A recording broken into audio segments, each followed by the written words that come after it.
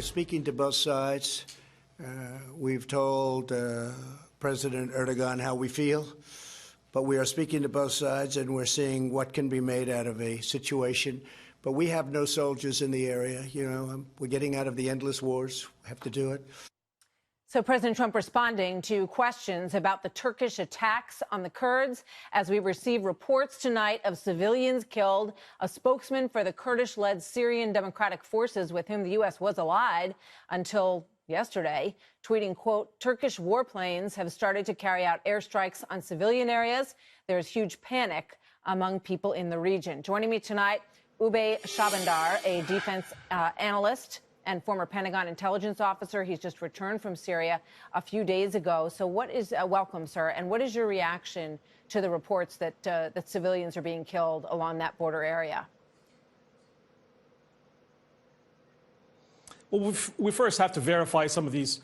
Obviously, it's a fluid situation. There's a fog of war, Martha, and obviously it's a difficult situation for everyone involved. I mean, we've seen, obviously, the president of Turkey speaking to President Trump over the weekend.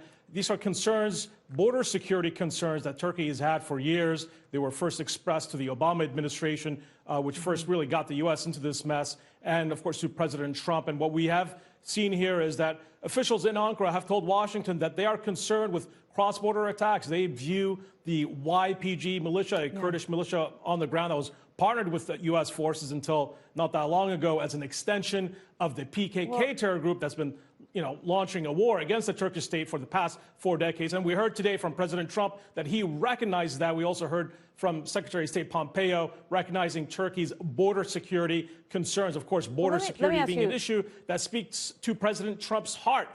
Let me ask you a question about that, because our own Jennifer Griffin spoke with one of the members of our special forces on the ground with the Kurds. So we do have, an eyewitness account coming from our own forces there, who said to her that he was ashamed for the first time in his military career.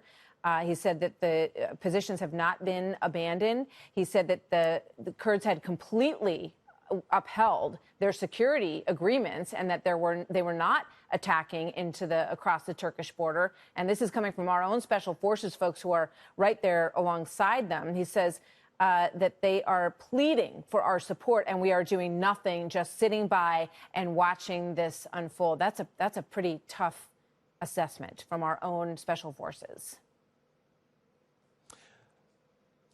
Absolutely. And what preceded the Turkish operation, of course, let's remember that this is not only a Turkish army operation, they're also working alongside the Free Syrian Army, the Syrian National Army. That's a group of around 3,000 local Sunni Arab fighters that the Turks have armed and trained for this operation as well. Now, what we've also seen here is that with U.S. forces were patrolling north of the strategic M4 highway along Turkey's southern frontier with Syria. Once that order was given by President Trump, now the commander-in-chief of all U.S. military forces, once the order was given by President Trump, those forces moved south of that safe zone area where the Turkish army was expected to enter. Once Turkey saw that, that was perceived as a green light to move forward with this operation.